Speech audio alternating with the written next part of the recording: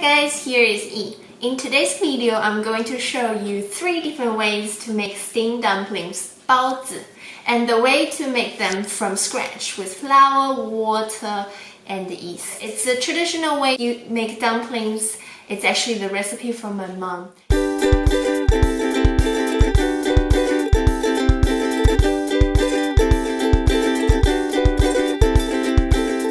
Our recipe, we will need about 250 grams of flour, 5 grams of yeast. I use Omas or Hefe.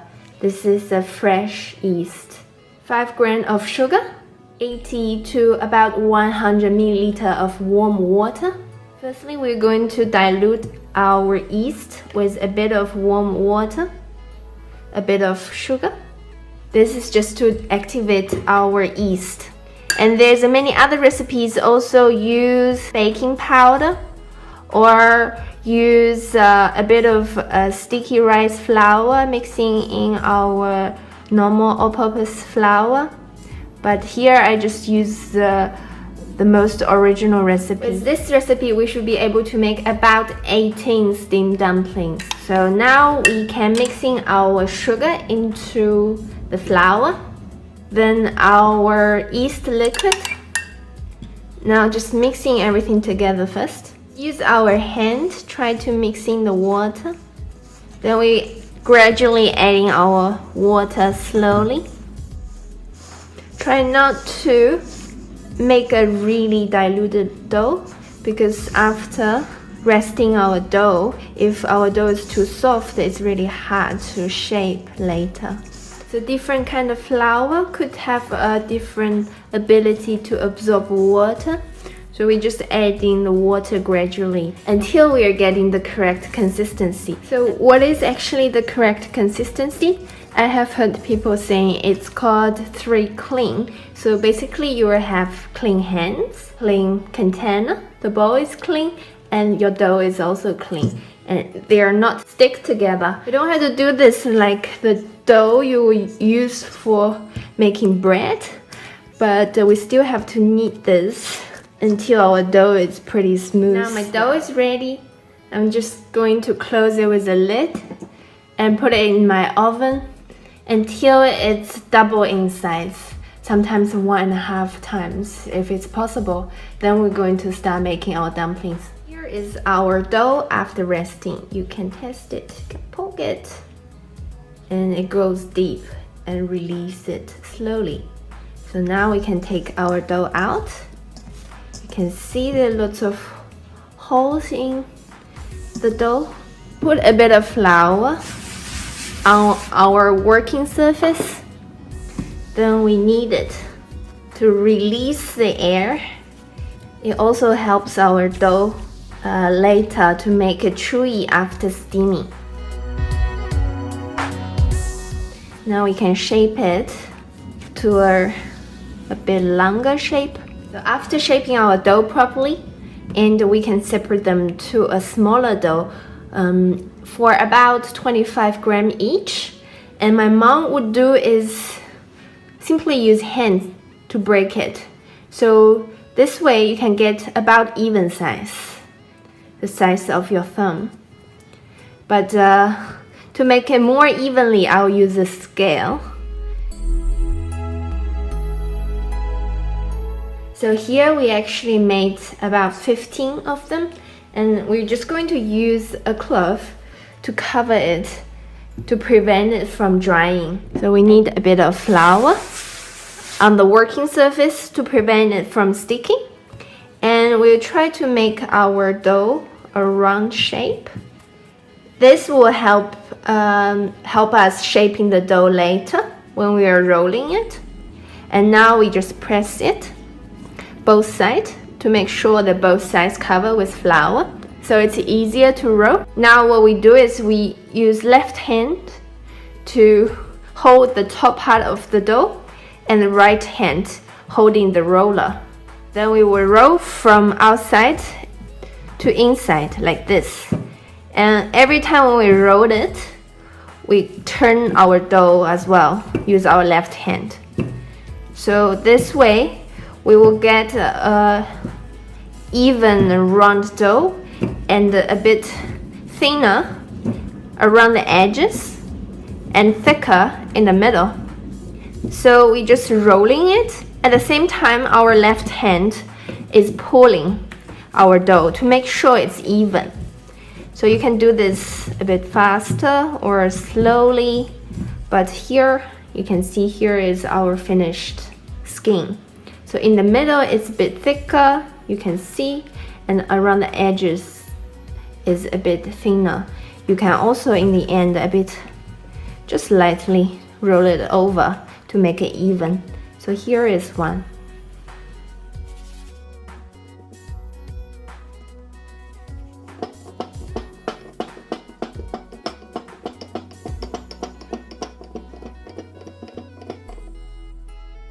So today I will use some radish filling. You can see here is a bit glass noodle, radish, dry mushrooms, black fungus, spring onions, very few ingredients inside. I'll show you how to make this filling in a separate video, and there are many kinds of fillings you could make. So here today we're just going to use this one. And I'll show you 3 different ways to make our dumplings, and from the easiest to the most difficult. So firstly, we also need a bit of flour. It's important to have a bit flour on one side, so this way it will be easier to fold. And for my size of the skin, I'll just take about 1 tablespoon of the filling. But this is up to you. Obviously, if you put more filling in, it's a bit more difficult to make our steamed dumplings. The easiest way is you try to close this. All we want to do is to close this gap. Okay, so this is how I'll do it. I'll just fold everything together. Doesn't matter how you close it, but all you want is you close the top. Okay, and then you kind of press it, and here is one. You turn it over, then press it a little bit. Then here is a typical simple way to make a steamed dumpling, and my mom would use this way for this kind of vegetarian dumplings. By doing so, not just because they look pretty and look interesting, but it's also to tell you which dumplings has which kind of fillings inside. So this is baozi number 1. Here we can try to do the second one. So the same, a bit flour on one side, and we flip it over. We take about 1 tablespoon of the filling.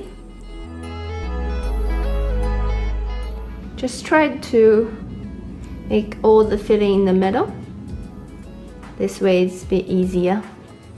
Now the second way, we try to close one side here. Doesn't matter which side, because I'm right-handed, so I use my right hand, so right side. And you just fold it, okay, all to the same spot. So you all fold it to the same spot, and you close it. So pretty much you close it back to where you started. And this is also one type, and you close this on the top. This pretty one usually we use for meat dumplings, so pork, beef. Also leave it aside, let it rest. Now we can do the third one. Okay, a bit of flour on one side. So I never tried this one, but we will give it a try. So 1 tablespoon of the filling, everything in the middle. So this one is tiny bit difficult, but hopefully we can do this. we can shove this. So we want is on one edges as well. I'm right-handed. I start from the right side, and you pinch it close, and your left side close, make a fold, and the right side also make a fold, and you go forward.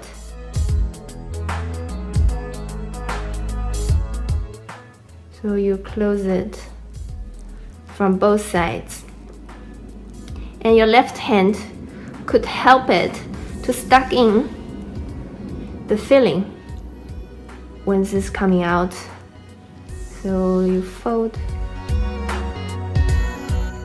okay, until we close everything. This is a shape like a wheat or like grain.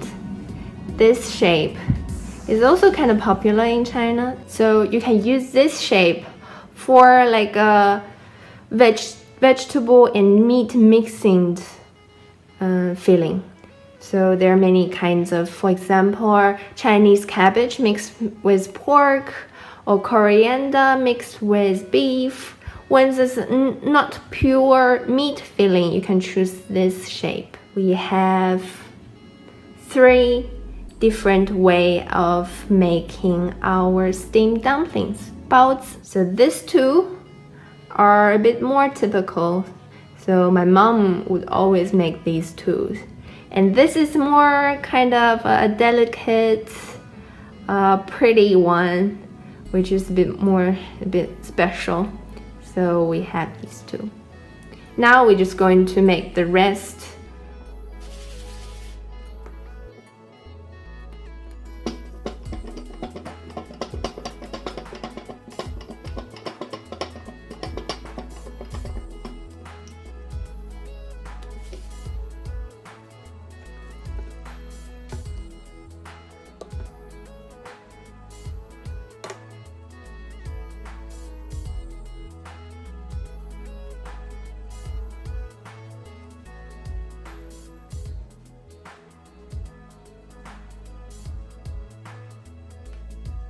So here I'm going to use a steamer to steam our dumplings. And you can see here I have a silicone sheet. This will prevent our dumplings from sticking. If you don't have this, you could also just use baking paper and it will do the same. So we're going to put our dumplings on our steamer. So we're giving a bit of space around it to let it rest. Now we're going to steam our dumplings. Those dumplings are rest in the tray for about 10 minutes already. Then you can see I put cold water underneath. I'm using a rice cooker to steam our dumplings. So we just close it. And there's a function called steam. Or if you don't have a rice cooker, you can just use a regular pot, but definitely use cold water first, then we start. So now it's start cooking the water. You need this process to let our dumplings rest properly. So we're going to cook for about 15 minutes, then we can have our steamed dumplings ready.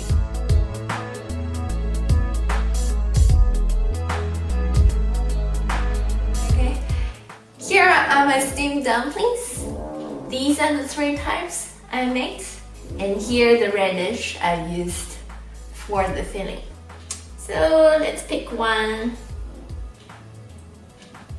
See, because I use the silicone sheet here, it's not sticking. So, guten Appetit.